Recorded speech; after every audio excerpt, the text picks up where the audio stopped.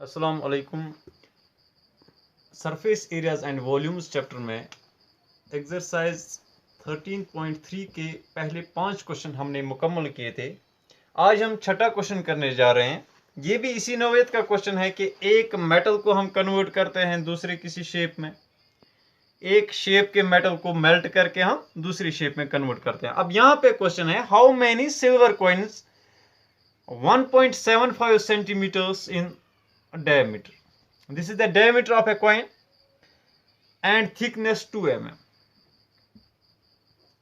Must be melted to form a cuboid of dimensions 5.5 centimeter into 10 centimeter into 3.5 centimeter. हमें coins से बनाना है एक cuboid. Coins को पहले हम मेल्ट करेंगे, उसके बाद जो हमें वहां से सिल्वर मिलेगा उस सिल्वर का हम बनाएंगे एक cuboid having these dimensions which are mentioned। है ना। हमें तो इसका मतलब क्या है कि कितनी कॉइन्स का इकट्ठे होके वॉल्यूम इस एक क्यूबॉइड के वॉल्यूम के बराबर आएगा। तो ये है असली क्वेश्चन। डायमेंशंस हमें दी गई है, तो सबसे पहले हम लिखेंगे दोनों तरफ के डायमेंशंस। उसके बाद हम फर्ज करेंगे कि लेट एक्स और वाई या n number of coins be melted to form this cuboid. तो उस हिसाब से हम क्वेश्चन को सॉल्व करेंगे। सबसे पहले जो डायमेंशंस हमें दी गई है that is diameter of coin.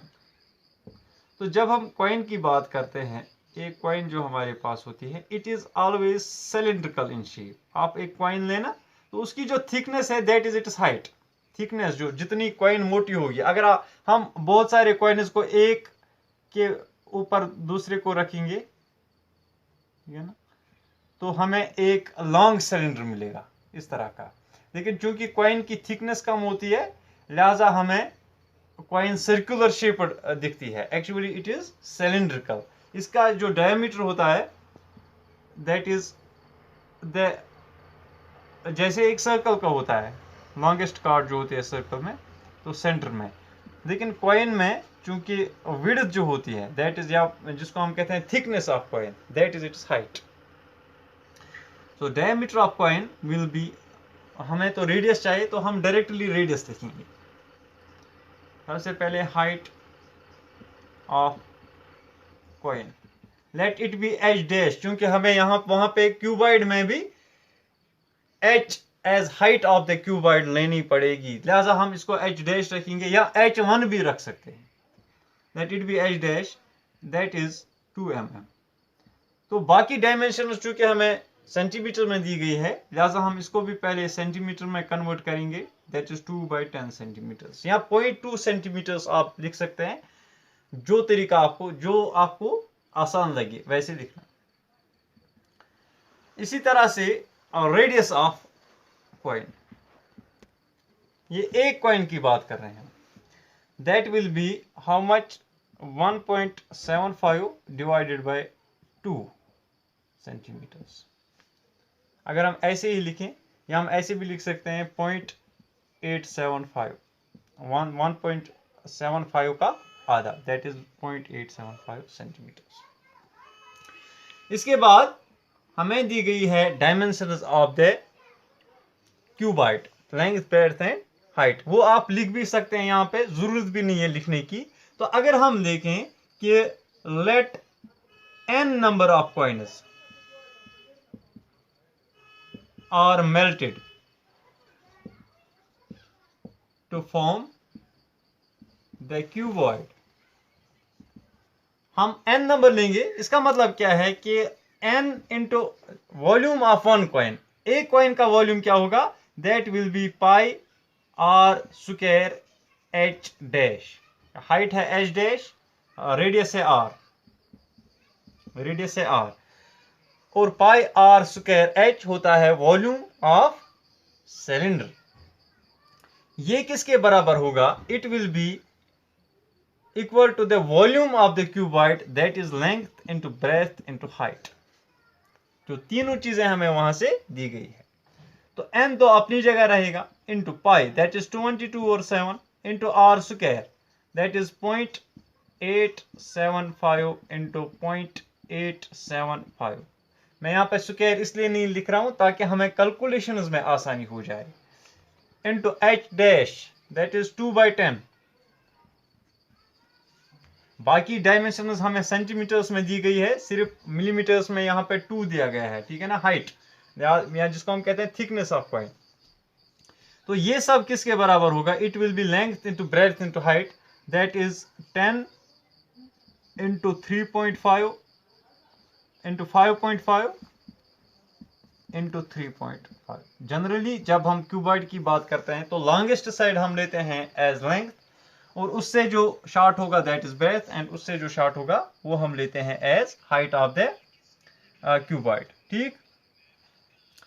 तो अगर हम इन चीजों को मद्देनजर रखें तो यहां पे हमें चाहिए नंबर ऑफ कॉइन, सिर्फ n, हमें n का वैल्यू चाहिए। तो डायरेक्टली भी हम यहाँ पे n को हासिल कर सकते हैं। n will be equal to, पहले हम राइट साइड लिखेंगे 10 इंटू 5.5 इंटू 3.5, यहाँ हम डायरेक्टली लिखेंगे 5.5 इंटू 10 दैट इज 55 इंटू 3.5, ठीक है ना। फिलहाल इंटू जो चीजें यहाँ पे डिवीजन में है लेफ्ट साइड में, उनको हम वहां पे मल्टीपल में लिखेंगे इंटू 10 इंटू 7, ठीक है ना।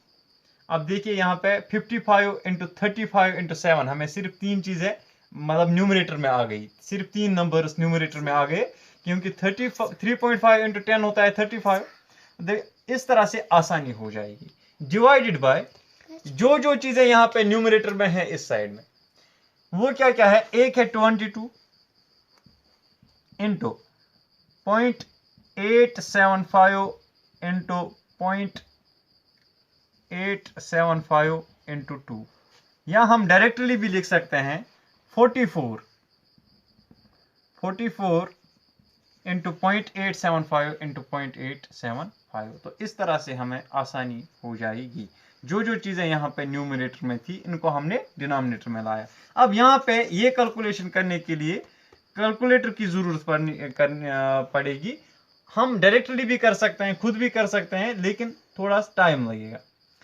तो हम करेंगे 55 into 35 into 7, that is 13475 divided by, तो डिवाइड किससे करना है?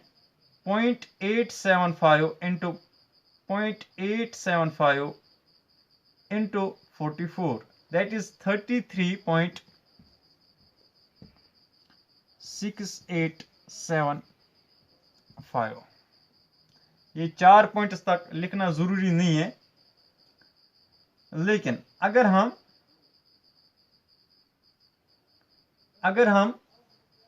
यहां पे 4 पॉइंट्स तक लिखेंगे तो हमें एग्जैक्ट नंबर ऑफ कॉइन्स मिलेगा। तो एग्जैक्ट नंबर ऑफ कॉइन्स हमें यहां पे मिल रहा है, दैट इज 400। तो जब हम 13475 को डिवाइड करते हैं इस नंबर से, वी गेट 400। तो यहाँ पे मैंने कैलकुलेटर भी यूज किया। तो हम आखिर में लिखेंगे इस क्वेश्चन के, हम मतलब जो हमने सॉल्यूशन निकाला इसके आखिर में लिखेंगे 400 silver coins should be melted